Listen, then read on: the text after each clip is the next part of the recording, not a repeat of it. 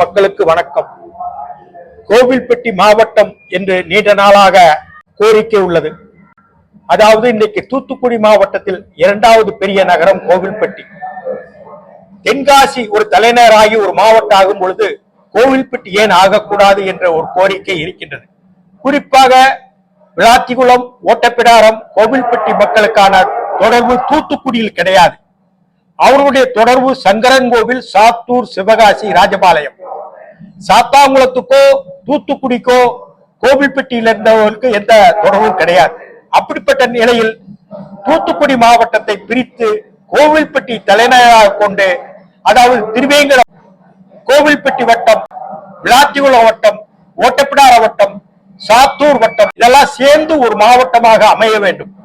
கரிசல் மண் என்பது திருமங்கலத்தில் துவங்கி அப்படியே கல்லுப்பட்டி வழியாக ஸ்ரீலிபுத்தூர், ராஜபாளையம், சங்கரன்கோவிலுடைய மேற்கு பகுதி வழியாக கயத்தார், ஓட்டப்பிடாரம், விளாத்திகுளம், அப்படியே காரியாப்பட்டி, கல்குறிச்சி வழியாக மல்லாங்கனர் வழியாக திருமங்கத்தில் சேர்வதுதான் கரிசல் மண். இந்த மண்ணை சார்ந்த பண்பாடும் நாகரிகமும் ஒருங்கிணைந்தவை. அப்படியான நிலையில் கோவில்பட்டியில் ஒரு மாவட்டம் அமைவது பொருத்தமாகும். இந்த கோவில்பட்டி மாவட்டம் என்பது பிரிட்டிஷ்காரர் காலத்திலேயே கோவில்பட்டி ஒரு ரயில்வே நிலையத்தை அமைத்து திருநெல்வேலிக்கு செல்பவர்களோ, தூத்துக்குடிக்கு செல்பவர்களோ, தென்காசி செல்பவர்களோ பிரிந்து செல்லும் பொழுது இந்த ரயில்வே நிலையம் பயன்பட்டது. இது ஒரு ஜங்ஷன், சந்திப்பு இல்லை என்றால் ஒரு சந்திப்பு ஆக இந்த நிலையம் இருந்தது. ஒரு காலத்தில் விருதுநகரை விருதுப்பட்டி என்று தான் சொன்னார்கள். இன்றைக்கு அது மாவட்டம் ஆகிவிட்டது. அதே மாதிரி கோவில்பட்டிக்கு ஒரு மாவட்டம் தாருங்கள் என்ற ஒரு திட்டத்தை ஏற்கனவே உருவாக்கி இருந்தோம். அதே போல எட்டயபுரம் தாலுகாவை நன்றாக நினைவிருக்கின்றது. 1991 ராஜீவ் படுகொலை நேரத்தில் நான் தான் எட்டயபுரத்தில் உண்ணாவிரதம் இருந்தேன், தாலுகா அமைய வேண்டும் என்று. அதே மாதிரி திருவேங்கடத்திலும் தாலுகா அமைய வேண்டும் என்று ஒரு பொதுக்கூட்டத்தை நானும் முன்னாள் அமைச்சர் தங்கவேலும் நடத்தினோம். அதேபோல் திருவேங்கடம் ஒரு தாலுகா அமைந்தது.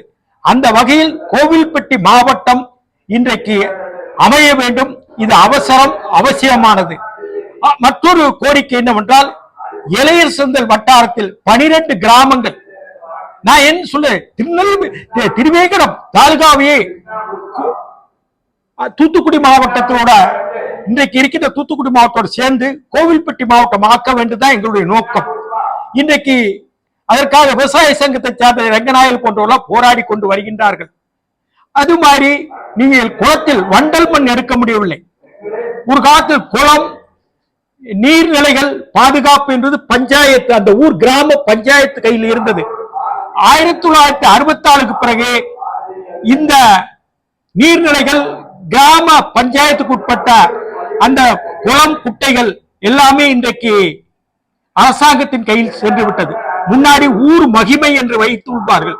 மீன் பிடிக்கவோ, வண்டல் மண் எடுக்கவோ, இல்ல பானைகள் செய்ய குயவர்கள் பானைகள் செலுத்த மண்ணெடுக்கவோ அன்றைக்கு அனுமதி இருந்தது. அதாவது 1967 வரைக்கும்.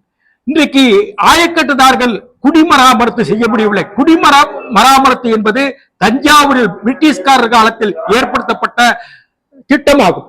குடிமராமத்து என்றால் அந்த ஊர் கிராம மக்களே பிரச்சனைகள் ஆழப்படுத்துவதோ, அகலப்படுத்துவதோ, கரைகளை கட்டி சரி பண்ணுவதோ, மதகுகளுக்கு கிரீஸ் போட்டு அந்த மதகுகளை சரிப்படுத்துவதற்கோ, இல்ல கழிக்கல், அதாவது மதகு நெருங்கி விட்டால் ஓடைக்கு செல்லும் அந்த மதகுகள் தடுத்து இருக்கும், அந்த மதகுகள் சரியாக இல்லை என்றாலோ இதெல்லாம் சரிபார்க்க வேண்டும். அன்றைக்கு கிராமத்து பஞ்சாயத்து நிர்வாகத்தின் கீழ் இருந்தது. எனக்கு நன்றாக தெரியும். 1965 வெள்ளாவளம் குளத்துல ஏலம் விடுவாங்க மீன் பிடிக்கு. இன்னைக்கு அங்க அந்த குளத்துல வண்டல் மண் கூட விவசாயிகள் எடுக்க முடியல. எங்கள் கிராமத்தில் ஆட்டு கடை போடுவாங்க. அது பிறகு வண்டல் மண் மாட்டு வண்டியில சுமந்துட்டு நிலத்தை பக்குவப்படுத்துவாங்க. அதுக்கு பிறகு பயிர் நடுவாங்க. இதுதான் விவசாயிகள் அந்த காலத்துடைய விவசாய முறை. இன்றைக்கு வண்டல் மண்ணை எடுக்க முடியலையே. விவசாயிகள் ஒரு வண்டி வண்டல் மண் எடுத்த உடனே அவர் மீது எஃப்ஐஆர் போட்டு விடார்கள், காவல்துறையை மிரட்டுகிறார்கள். இப்படியான சூழ்நிலை இருக்கின்றது. கோவில்பட்டி மாவட்டம் அமைய வேண்டும். அதே போல இளையர் சந்தல் பிற்காவில் உள்ள 12 கிராமங்கள் உட்பட்ட 8 ஹேம்லெட் குக்கிராமங்கள் இணைந்து கோவில்பட்டி வட்டத்தில் இணைய வேண்டும். அது மட்டுமில்லாமல் இந்த வண்டல் மண் விவசாயிகள் எடுப்பதற்கு முழு அனுமதி தர வேண்டும் என்பதுதான் எங்களுடைய கோரிக்கை. அதற்கான ஆர்ப்பாட்டங்கள் தொடர்ந்து கோவில்பட்டியில் நடந்தது. அடுத்து ஒரு பொதுக்கூட்டம் நடத்த இருக்கின்றோம்.